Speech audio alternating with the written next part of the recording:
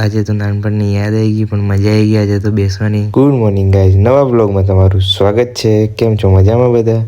આપણા ઈસરની લાઇટ લાબડી ગઈ હતી સાઈડમાં, તો એ રિપેર કરવાની છે. છોકરાઓ તોડી નાખે છે, કેમ કે ઓર્ડરમાં જાય ત્યારે લાઇટો તોડી નાખે છે. ત્યાર પછી આપણે અહીંયા કેતુ બંકા જોડે, કેમ કે આપણા ખેતરમાં ઘઉં પહેરવાના છે એટલે ખેડવાનું હતું, એટલે કેતુ બંકોને લઈને આવી ગયા છે આપણે ખેતરમાં. કેતુ બંકો જો ખેડી રહ્યો છે. હવે અચાનક આવી ગયો તુષારભાઈનો કોલ, તો આપણે જવાનું હતું ખેતરમાં, કેમ કે સોયાબીનનું ભૂસું ભરવાનું છે. તો આપણે ટોલું જોઈન કરીને નીકળી જવાનું છે હવે ખેતરમાં.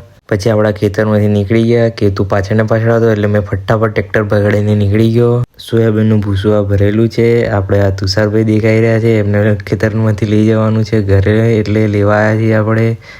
હવે ભરી રહ્યા છે ટ્રેક્ટરમાં, માંડ ભરાય છે, બહુ વજન થઈ ગયું છે એટલે ટ્રેક્ટરની ટોલીમાં ભરાઈ ગયું છે. હવે લઈ જવાનું છે ઘરે.